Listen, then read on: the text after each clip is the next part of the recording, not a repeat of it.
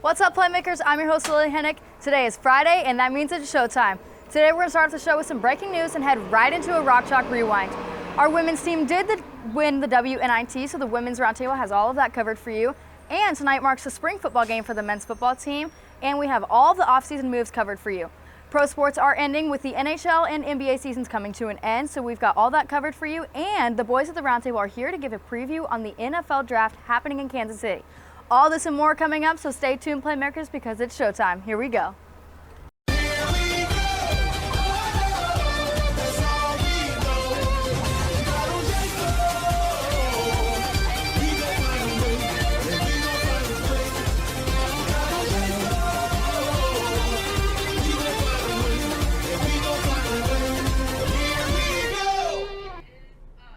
What's up, Playmakers? I'm your host, Lily Hennick, here today to start off the show with some good news.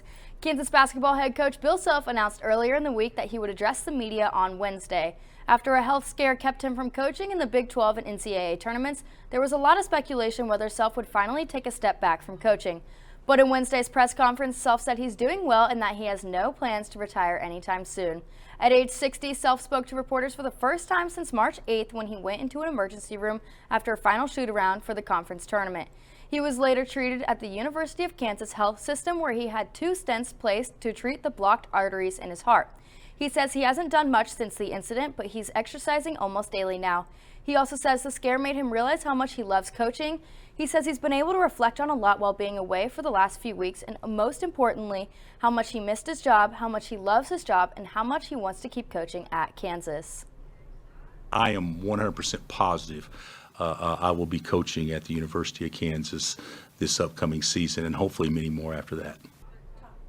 The Jayhawks held their end-of-season banquet last night. All-American forward Jalen Wilson won this year's Danny Manning Award for being the most outstanding Jayhawk, and I must say it was well-deserved. Wilson and star freshman Grady Dick have both given up their college eligibility and declared for the NBA draft. Kevin McCullough Jr. is expected to join them, but he has not made a formal announcement yet.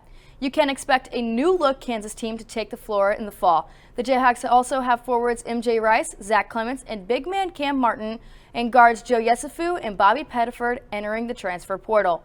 And 4 high-level freshmen are expected to join the squad here soon. Self says there's a lot of work to be done in the portal, so we'll see what he can come up with in the next few weeks. I could talk KU basketball all day long, but let's bring it back to our spring sports here on campus. Courtney Poston is here with this week's Rock Chalk Rewind. Courtney, how have all the other Jayhawks been looking lately? Lily, I don't know about you, but I am stoked that Bill has made the right choice to stay at KU for a little while longer. He brings something to the floor that KU knows and loves, and from the sounds of it, next year should be one to look forward to. And with that, welcome back everyone to this week's Rock Chalk Rewind. Now today we're starting off with a bang, throwing it back to our fall sports. KU women's volleyball coach Ray Bichard has signed a 3-year contract extension through the 2025 season. This is after back-to-back NCAA tournament appearances and a Sweet 16 run in 2021. Bichard has just closed out his 25th season as head coach of Kansas and has a record of 446 to 301 with 11 NCAA tournament appearances. So it's fair to say we are pleased to have him back for another 3 years. Moving back to spring sports, Kansas rowing advanced all 5 boats to the second day of racing, and 3 boats claimed victory in their heat in the Sunshine State Invite in Florida last weekend. In the first day of races, the Jayhawks had 2 out of 5 boats come out on top, brought them to the second day, and allowed 4 boats to advance to the grand finals and 1 to the petite final at the Sunshine State Invite. Swinging on over to tennis, number 21 Kansas State swept number 68 Tulsa 4-0 inside the Jayhawk Tennis Center on Tuesday. This has brought them to 13-4 on the season, and they have only lost once at home. In doubles, the Jayhawks dominated with Maria Titova and Tamari Gagashidze winning 6-1 over Tulsa. Roxana Manu and Jocelyn Massey secured the doubles points for the Jayhawks, taking down Tulsa's Amy Leather and Miroslava Zelenchuk 6-4. The ladies were just as successful on the singles side of things, with Gagashidze defeating Leather, Manu taking down Hutching, and Nganuwe beating Leah Monfort. Coming up, the Jayhawks will travel to play Kansas State on Saturday, April 8th at noon. Kansas softball lost to Oklahoma State last night at home. The final score was 7-5, and even though they fell short on the scoreboard, the Jayhawks out-hit the Cowgirls 10-7. Oklahoma State stays in town and will play again tonight and Saturday, so be sure to tune in next week to hear how those games played out. Today, the women's golf team heads to Phoenix, Arizona to kick off Big 12 play. The tournament will go through the whole weekend and take place at Kierland Golf Resort, which has a par of 72. This will be the first time that the Big 12 hosts a women's match play tournament. And of course, we can't forget about baseball's wild win on Tuesday. They went to 10 innings, tied 8-8 with Missouri State. Chase Jans roped this one deep to right field and gets the double and moves Jackson Klein over to third in scoring position. And then, for the most interesting play of the game, with 2 outs, Jansen Reeder swings and misses, but it's a wild pitch. He runs to first for a drop third strike, and Jackson Klein scores the winning run. KU wins at 9-8 in the bottom of the 10th. I have never seen that. I've seen a couple walk-off wild pitches.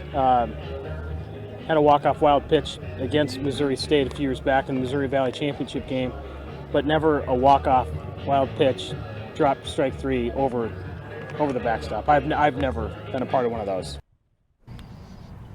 The win pushed KU's win streak to 5 and keeps them undefeated at home so far this season. The boys travel to Morgantown for a 3-game series with West Virginia this weekend, and Game 1's first pitch is at 5:30 tonight. Now, it might be April, but in Lawrence, we're getting football season up and running. Tonight at 5 p.m., the football team will host their annual spring showcase. Let's head to Ty at the booth and see what kind of insight he can give us about tonight. Ty, what's up? Thank you, Courtney. Spring sports are certainly heating up, but fall is just around the corner as Jayhawk football is back in action tonight at 7 p.m. for their annual spring game. There's certainly a lot of excitement in the air. This is Kansas's first season back after their first bowl season since 2008. Practices have been underway for about a month now, and what will be year 3 under head coach Lance Leipold, who will be returning 17 of 22 starters, including last season's superstar quarterback Jalen Daniels, safety Kenny Logan Jr., Lawrence native and stud running back Devin Neal, and many more familiar names and faces. Fans will be able to attend to the game tonight at Memorial Stadium for free. The Jayhawks will begin their season on the last Thursday of August at home, before beginning their conference schedule after 2 more non-conference games. During this schedule, they'll face 3 of the 4 new Big 12 teams in Cincinnati, UCF, and BYU. Be sure to make it out to Memorial Stadium tonight at 7. Courtney, what do we have going on after the break? Thanks, Ty. Sounds like the booth will be packed tonight, so make sure you're there. After the break, we've got lots of women's basketball to talk about. An NCAA championship, a WNIT championship, and lots of transfer portal updates. We'll be right back. Where you go to college makes a statement about you. This place will become a part of you, your identity for life.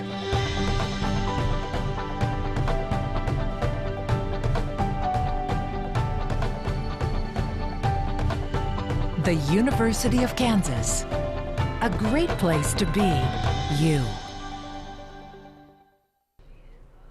I mentioned the offseason transfer portal happening with the men's team, but it's not just happening with them. The Kansas women's basketball team has announced 2 notable players who will head to the transfer portal. Katrin Jensen, Ioana Hatziliante, and Mia Vucic are headed elsewhere to continue their collegiate careers. Similar to the men's team, we have some returners and incoming talent. Both standout center Tiana Jackson and star guard Zakiya Franklin have announced they plan on staying for the KU for another season. Now for more on their WNIT championship run and the women's WNCAA tournament, here are the ladies of the roundtable. Sydney, Lauren, Lily, college women's basketball playoffs got heated this year. What do you guys think?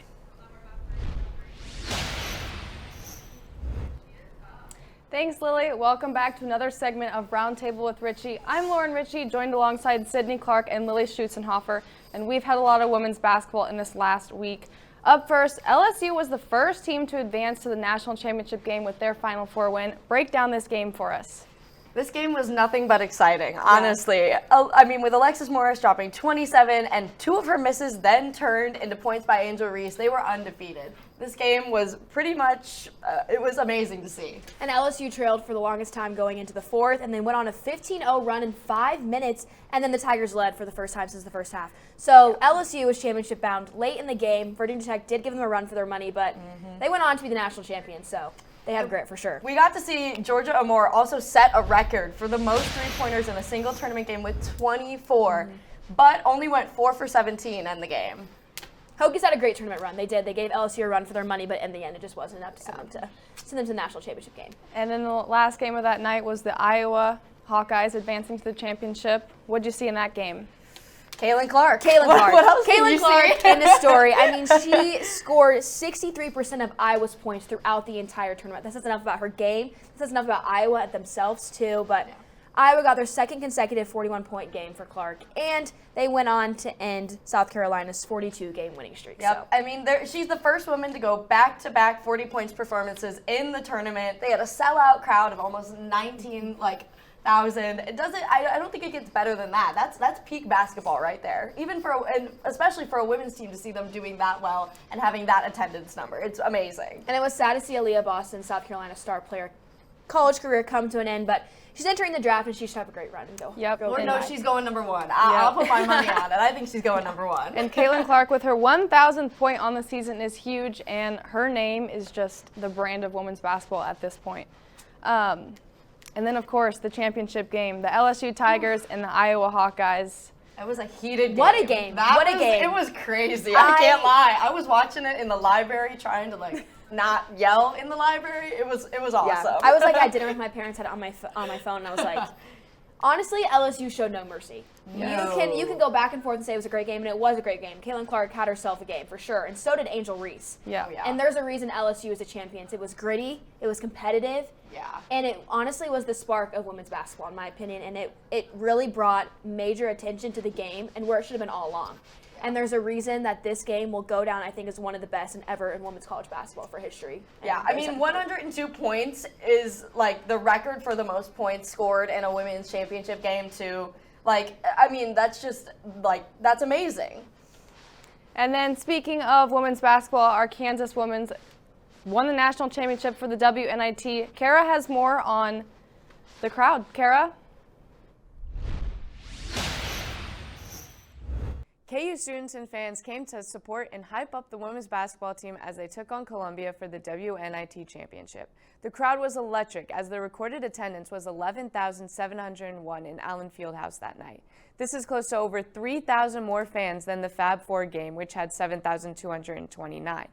Playing basketball in Allen Fieldhouse, the place where it all began, is what's special about KU and truly can have an impact on the level of play the team can have throughout the game. When you just look around and you're like, wow, this is Allen Fieldhouse, this is being at KU, this is what it's like.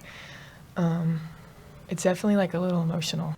Throughout the season, the student section was a little on the quiet side, but for the WNIT Final Four and championship game, there were enough students to roll out the big flag while the hum roared through the arena. It was so fun. It was through this whole tournament. It was just amazing watching our crowd grow every game, and especially the student sections and the students coming out here cheering for us. It's just, I really don't know what to say because I never experienced something like this big because I came from a JUCO, but it was just amazing. I just loved it. They get us going. They give us momentum. It's just, thank you. As much as the crowd helped to pump up the team, they couldn't have done it without their head coach, Brandon Schneider, leading the way. Let's check back in with the Women's Roundtable with more insight on the coach's impact on the teams this season. Thank you, Kara. That was an amazing game to be at. But speaking of coaches, Dawn Staley was named the 2023 Naismith Women's Coach of the Year, which is obviously huge for their program and no surprise. And then over to Kansas coach Brandon Schneider led the team to the WNIT championship game. What did you think, girls? Coaching this season was amazing throughout women's basketball. I mean, we saw Dawn lead her team to an almost undefeated season, which only by this much. And of course, we saw Kim Mulkey. She's now third? First head coach in the NCAA from history to win a NAT title with two different schools. Yeah, and she Three won with Baylor. 3 with Baylor. Now her one with LSU. It's beautiful to see, and obviously Brandon Schneider did an amazing job with the KU women's team too. And coaching is a huge part. And I know you talked a little bit with KU women's basketball. So what do you tell us a little bit about that story? Yeah, so I had the chance to speak with the assistant coach of KU women's, Terry Nooner. Let's see what he has to say. First of all, congratulations on your season. Thank you. National championship. Yes. I want to start off by asking you, what was the atmosphere like here? For the finals, it was awesome. It was the biggest crowd that's been here for 15 or so years. The crowd was electric. They were loud. They were here early. They were celebrating. It's the loudest probably rock chalk chant I've heard at a women's game here at the end of a game, which that was extremely awesome. I was just grateful for our young ladies that they had a chance to play in front of and experience that. Obviously, Tiana just announced she's coming back. Yes. 7th on the list for most double-doubles D1 women's basketball this year. Uh-huh. Tell us how big that is for her to come back. It's huge. I mean, she's a big part of what we do on both ends of the floor. And she's the type of kid, like we always say, we talk to our players about trying to create some kind of value when you're not scoring. And she's one that even if she's not making shots, she can always rebound, she can always block shots and kind of intimidate people from coming to the paint. She went out last game with the ankle injury and Yes. came back and the fans went crazy. Yes. How were you feeling in that moment? I was happy for her because when we recruited her, you know, naturally in recruiting, there's a lot of promises that are always made. And one of the promises that we told her was, you know, how well beloved, how she would be beloved here, how the fans and our, the people that come to our games, how much they're going to like her and her personality and the way she plays and how much better she would get over her course of time here. And then her grandmother, this was the first time that her grandmother has seen her play since high school. So for her to, so I'm thinking back to, I promise you'll be beloved and you're gonna do great here. And for her to be able to get that and the crowd going crazy, and people think she's tough because of her facial expressions, but she really is a little sweetheart. Yeah, and then obviously she's got Holly Kerskeeter and Zakiya Franklin, Yes. who just scored 1,500 points. How big are they on the role in this team and then coming into next season? It's huge because just from an experience factor, they've and the fact that Coach Brandon talked to them after the game, the kids that have been here for 4 years, so they've seen where the program started and go through COVID and all the battles that we had to face to go into the tournament, and then this year having to deal with the adversity of not making the tournament and then just trying to battle back and making sure we salvage what we felt was a great team. Going back to your playing days, what's it like to watch from the bench compared to, playing on this court? It's cool. It's a lot of stuff that I didn't understand that went into coaching. It's like now, I wish I had the basketball knowledge now when I played. But that's just things you get with experience. So there were things that, Coach Williams used to get on us about, and I didn't ever think it was a big deal, or the days when we would win by 40 points and come in the locker room and he's just going crazy and we'd be like, well, we won by, did we lose or did we win? And it's like, as a coach, you're chasing perfection and you're always trying to improve, and you can always find areas to get better in as a coach. So it's a different perspective, but I really love the coaching. I like the X and O's aspect of it. I can still be competitive, and I can't play no more anyway, so it's better to try to compete in that way. Thank you, Terry, for talking about me, and congratulations on your season, and congratulations to the women's on their win. Now let's talk a little bit about viewership, girls. WNIT, 11,701 fans that packed Allen Fieldhouse to support the women's Jayhawks, and that's an insane stat. KU had a great postseason run. They didn't make the NCAA tournament, but they proved themselves throughout all along WNIT. Tiana Jackson, WNIT MVP, Zakiya Franklin, all-tournament team, and it just goes to show that people want to go and watch the best teams play in the country. And then we saw that with Angel Reese and Caitlin Clark in the championship games. They had such a run this championship. Seeing both of them score as much as they did and seeing the grit that they both had was just unmatched. I was clearly entertained, and so was the rest of the country with almost 9.9 viewers of that championship game. Caitlin Clark had the most points in NCAA tournament history. Angel Reese had 34 double-double of the season, the most in D1 women history. And so overall, a great season for women's basketball, and honestly, the growth of women in sports. So seeing them do as well as they did and how many people tuned in as much as they did shows that clearly women's sports is growing and that people want to see more of it. Women's basketball and basketball has officially come to a close this season, but NFL is coming up shortly, and the draft is right here in Kansas City. So after the break, Lily will have more.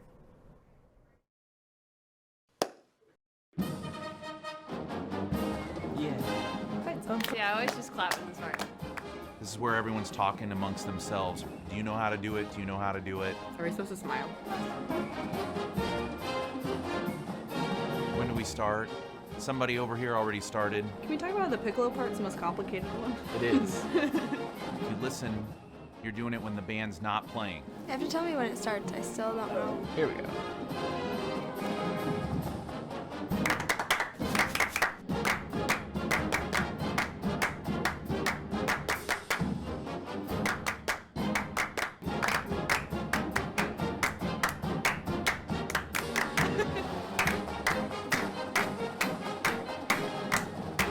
happen now?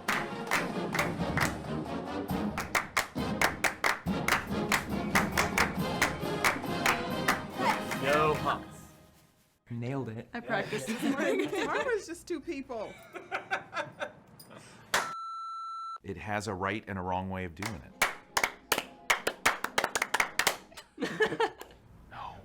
No. Wrong. I like my way better. I don't know how to do the end. It's just. I don't know the head.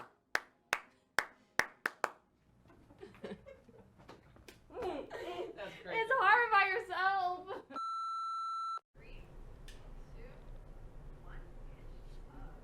The NFL Draft is rapidly approaching and it's being held in Kansas City, home of the Super Bowl champs. The draft is set to take place April 27th with the first round starting at 7 p.m. and going through Saturday the 29th. Will we have another Mr. Irrelevant to Relevant? Who's going to trade up for those first round picks? I don't know. The draft has so much to offer this year and there's quite a few questions and quarterbacks in the mix. The question is, where are all of them going to go? I can't answer that for you right now, but the boys at the roundtable have their own opinions. Take it away, Jackson. Welcome back to Roundtable with Reed, and we have made it, well, almost, to the crown jewel of the NFL offseason, the NFL Draft. And Jackson Bezdek, Blake Sevenbergen, what comes with the NFL Draft is talking about the quarterbacks that could potentially change some franchises, and there are a couple of them, maybe even a few of them in this draft, right? Yeah, at least I'd say so. So At least two. Let's get it started with one of those two that a lot of people think will change a franchise. That's C.J. Stroud. These are just a couple of potential teams. It definitely seems like Stroud will go top 4. Blake, what are you thinking as far as C.J. Stroud goes? Yeah, so a lot of projections recently have had Bryce Young at 1. I think Stroud's going to go 1. I think he's got the best quarterback build of anybody in this draft class. He's 6'3", 220, threw for 3,700 yards, 41 touchdowns, 6 picks last year. Took Georgia, which had the best defense in the country, to its wits' end in the college football playoff semifinal. I think he's a great quarterback. He's someone who's ready to play in the NFL and can do it on day one. He's not a project like I think Anthony Richardson might be, so that's why I think the Panthers take him. And Bez, like Blake has said, a pro-ready quarterback is C.J. Stroud. Is that where your head's at too? Yeah, no, I think C.J. Stroud is the best week 1 guy right now in this class. There's not a whole lot of coaching you have to do with him. He was phenomenal at Ohio State. I think it was 85 touchdowns, 12 interceptions. That's pretty ridiculous. So, impressive. Yeah, I agree with Blake. Yeah, so C.J. Stroud is one of those guys, but Bryce Young is certainly another one of those guys, and of course, being coached by the best college football coach of all time, Nick Saban in Alabama, had a great career there. Bez, what are your thoughts to this modern-day product? I mean, this is the guy I've got going number 1 right now. I think him and Stroud are 1-2, depending on what the Panthers want to do. Bryce Young, I compare him to Steph Curry. He has, if he was 6'2", he'd be called the perfect quarterback prospect. Probably. But he's not. He's 5'10". But he does everything you want on the field. He's mobile. He makes great decisions. His consistency and his accuracy are phenomenal. He's 79 touchdowns with 12 interceptions. And up here, guys, the brain. That's Ready where to he go. excels. Yeah, that's the thing. I agree with Bez on this one. To an extent, I think the only difference is, and why I have Stroud going 1, is the size factor. Otherwise, like the play on the field and the mental aspect of it, I think they're both Stroud and Young are in a similar spot. So it's just a height thing for me. Certainly very comparable quarterbacks, and Bryce Young is every bit of 5'10". Maybe that's with shoes on. Maybe we're fabricating Cleats a little for bit. sure. But this guy is the athlete of all athletes. This is Anthony Richardson, quarterback of Florida. A lot of hype around him. Blake, what are your thoughts as Anthony Richardson? Yeah, so Anthony Richardson had questions last year because people didn't think he liked playing football. Maybe he doesn't. We still don't know. Not sure. He might have had the best NFL combine of any quarterback prospect ever. True. And I think if he's available at 4 and the Colts don't trade their pick, I think he's going to the Colts. My thing is here, I think this is where the Lamar Jackson trade request with the Ravens comes in, because he's kind of got a similar build to Lamar. He Very similar runs, to Lamar he Jackson. throws the ball, he has an absolute cannon. And the Colts aren't afraid to pay a quarterback a lot of money. You've seen that with Carson Wentz and Matt Ryan in the past couple years. So they could trade for Lamar, and then the Ravens could use the rookie contract of Richardson to get some pieces around him to help build him, because I think he's a bit more of a project. And a disclaimer, the Raiders are in that top corner because you never know what the Raiders are going to do. They could trade. They could just pick the fastest guy available, which is Anthony Richardson. I personally think that with the Colts pick at 4, they could go with the next guy we're going to talk about, and then that's why Richardson would fall to 7. But, guys, scouts are calling him Cam Newton, straight up. It's really I can see the He's a similarities. physical really. matchup It's nightmare. there. He's But a that next matchup guy we were nightmare. talking about is Will Will Levis, Levis, yeah. who comes with a lot of questions. Didn't have the greatest year at Kentucky, but thoughts on Will Levis before we wrap this up? I mean, tools-wise, traits-wise, he's got He's everything got it. you want out of a quarterback. I don't know if he's excellent at reading defenses. I could see him flying into the top 10, but I think the safest bet would be Tennessee at 11 with a flyer on the Bucs at 19. I'm with Bez on that one. Yeah, I'm not saying that there's plenty of options, plenty of teams that could do something, trading down. Aaron Rodgers could be on the move. Lamar Jackson could be on the move. This is going to be a crazy NFL draft right here in our backyard in Kansas City. Please don't miss that. It's going to be awesome. Thank you guys for tuning in to Roundtable with Reed. With just 20 days until the NFL draft in Kansas City, Kansas football hosted their annual Pro Day workouts for NFL scouts. Offensive lineman Earl Bostic Jr. and edge Lonnie Phelps Jr. had some workouts in the weight room before making their mark with the on-field workouts. Head coach Lance Leipold was in attendance to watch the guys perform before making it to the big league. Yeah, Jazz, been a dream. It's going to be a dream come true. It's going to happen, but it's a dream come true. I just got to keep working. That's just the start of it. The energy around Pro Day gives the program high standards for years to come, with more NFL teams in attendance this year. Only 11 teams showed up last year, with 31 teams making an appearance this year. Another 10 or 12 more teams. It's a credit to our guys that were working out here today. I think it's a good statement for our program.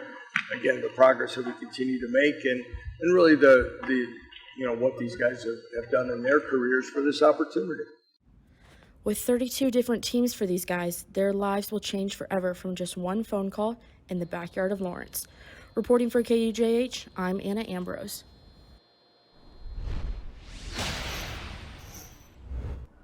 The Kansas Jayhawks football team, they're reloading for an even better 2023-2024 season, and they are making key steps to compete in a brand new Big 12 conference by signing Sean Snyder. And Snyder will be designated as a special assistant to the head coach.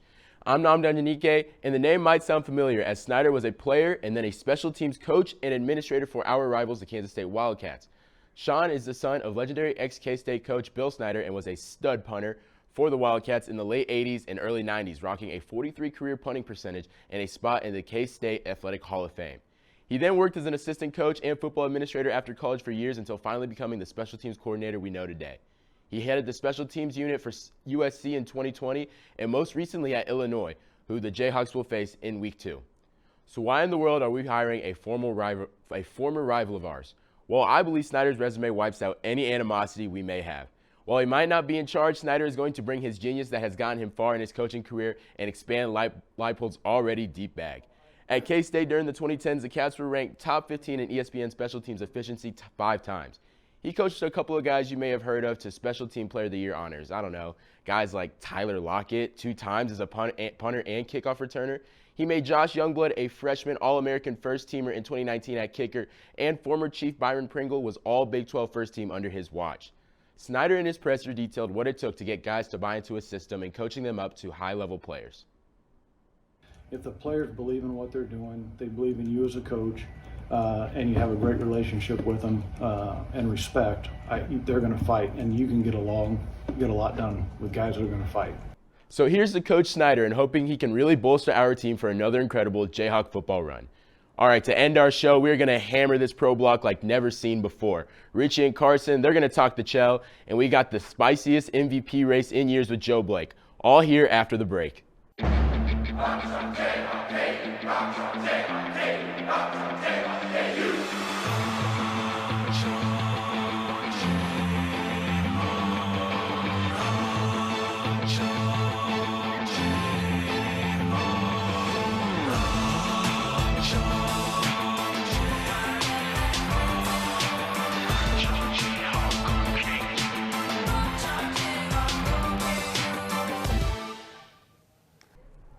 Boys, I know things are heating up outside, but it's also heating up on the ice. I hope my Colorado Avalanche can run it back. I don't know. This playoff race is looking a little hot, but boys, what can you tell me? Thanks, Lily. Okay. Last week, Carson and I were breaking down the NBA. Now, today, we're going from the hardwood to the ice because we're breaking down the NHL playoff race with just 7 days left in the season. That's right, Richie. So let's start with things out west. So far, the Las Vegas Golden Knights, LA Kings, Edmonton Oilers, Dallas Stars, Minnesota Wild, and the defending champions, the Colorado Avalanche, have already clinched a playoff spot. Only 2 spots remain to be clinched, and those are reserved for the 2 wildcard teams. Who holds those 2 spots as of right now? Well, Richie, at this very moment, the Seattle Kraken and Winnipeg Jets hold the 2 wildcard spots, but the Calgary Flames and Nashville Predators are right behind them. In fact, only 8 points is what separates the Kraken and the Preds. Richie, how are things looking in the East? Well, actually, Carson, the East is exactly like the West in terms of how many teams have already clinched a spot. 6 out of the available 8 spots have already been taken. The Boston Bruins, Toronto Maple Leafs, Tampa Bay Lightning, Carolina Hurricanes, New Jersey Devils, and the New York Rangers are all locked in, leaving just 2 spots available. And like the West, these 2 spots are going to go to 2 wildcard teams. Wait, Richie, haven't the Bruins already clinched something more than just a playoff spot? That's right, Carson. The Bruins have already clinched the President's Trophy, which is a trophy given to the team that finishes overall #1 in the whole NHL. Wow, Richie, that's insane how fast they clinched that. Well, now I'm going to use your question. Regarding those 2 wildcard spots in the East, who holds them right now? Well, as of right now, the Florida Panthers and New York Islanders hold those 2 spots, but the Penguins, Sabres, and Senators are all very well alive. Only 8 points separates the Panthers and Senators as of right now. So these last 7 days, a lot can change. Carson, before we go, who do you have as your Stanley Cup champion? I have to go with my hometown squad, last year's winner, the Colorado Avalanche. I think McKinnon leads the boys to a repeat. Who you got, Richie? I could see that as making another run, but I think this year the President's Trophy curse gets broken. The Boston Bruins will be the 2023 Stanley Cup champions. All right, Richie. Well, talking about Chell with you has been so much fun, and I can't wait to see how our predictions play out. But Lily, I heard you have something fun to talk about. What you got up for us?